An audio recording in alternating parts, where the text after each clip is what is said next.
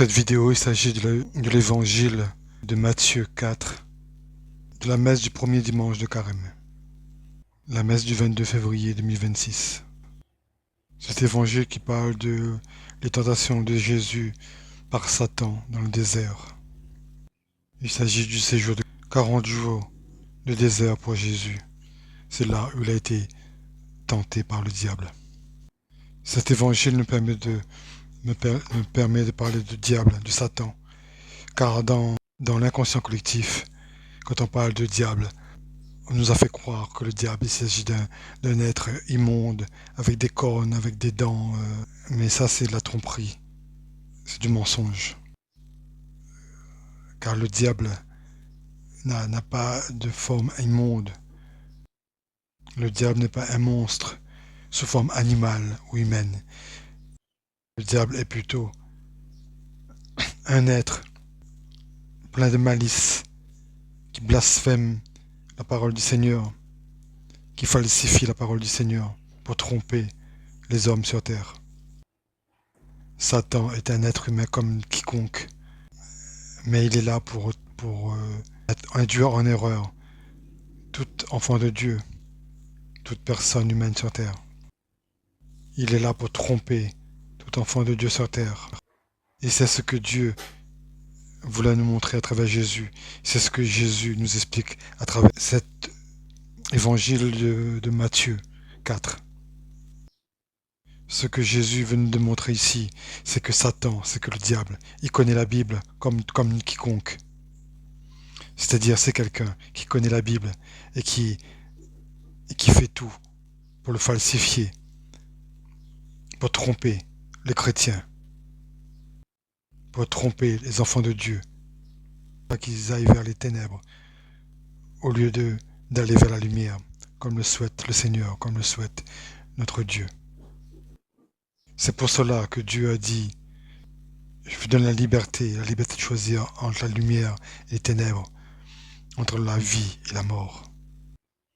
Et cette liberté, nous la choisissons à travers nos actions, à travers les tentations, les tentateurs que nous rencontrons dans notre vie au quotidien.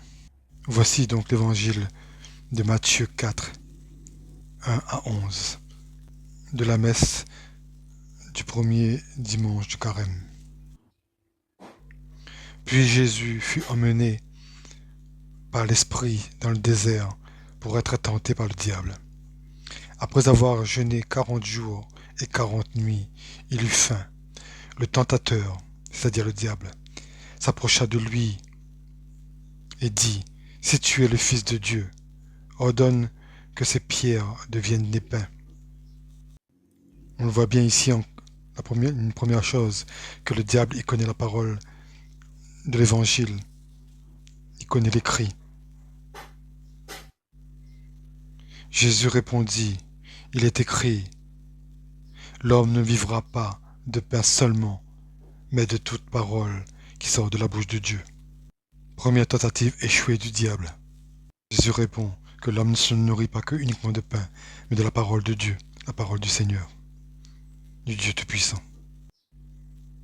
Deuxième tentation, le diable le transporta dans la ville sainte, le plaça au sommet du temple et lui dit, « Si tu es le Fils de Dieu, jette-toi en bas.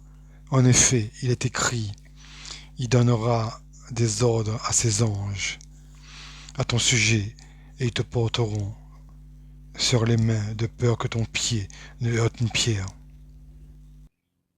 Là encore, on voit bien que le diable connaît parfaitement les paroles de l'Évangile.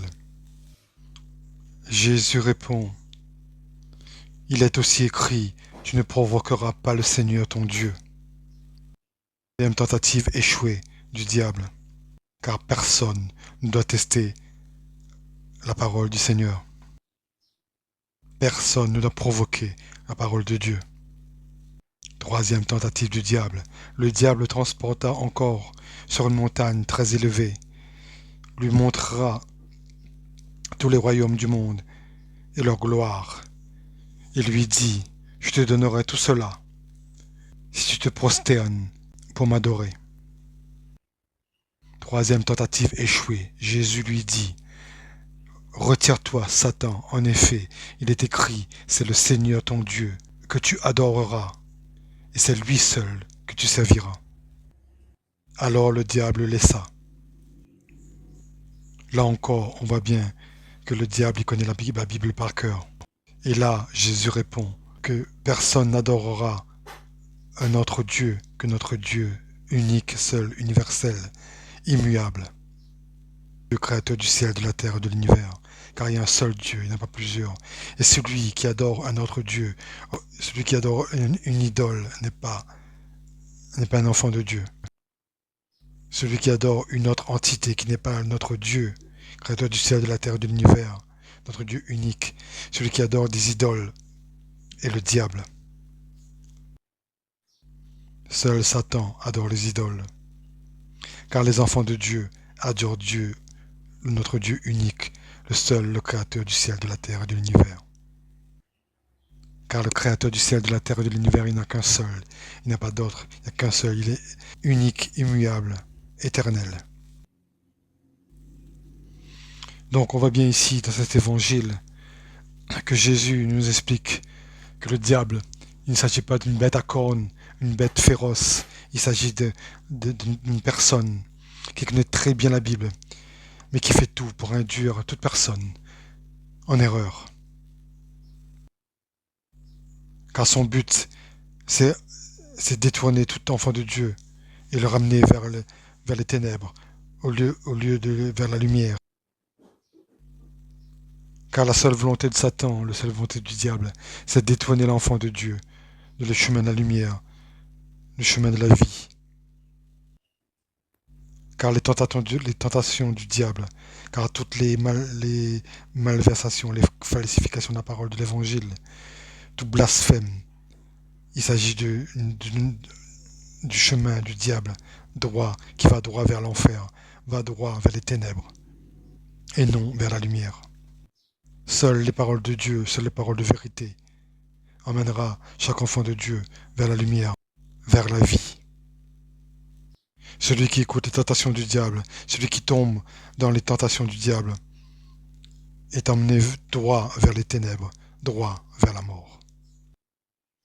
Là, on ne parle pas de la mort physique, on parle de la mort spirituelle. C'est pourquoi Jésus a toujours dit, la foi sans les actions est une foi qui est morte.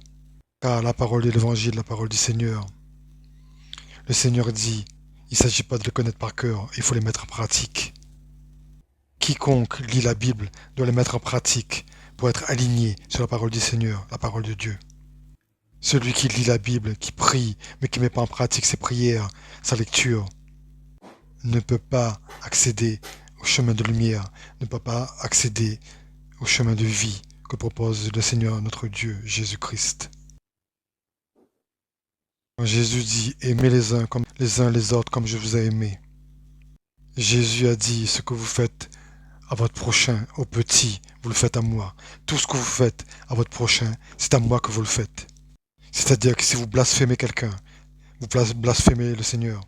Si vous insultez un prochain, vous insultez le Seigneur. Si vous méprisez votre prochain, vous méprisez le Seigneur. Si vous crachez sur votre prochain, vous crachez sur le Seigneur. Si vous insultez votre prochain, vous insultez le Seigneur. Si vous traitez votre frère de fou, c'est au Seigneur que vous maltraitez. Dans les commandements de Dieu, il est dit, si votre frère a soif, donnez-lui à boire. Si votre frère a faim, donnez-lui à manger. Ici, on parle de charité.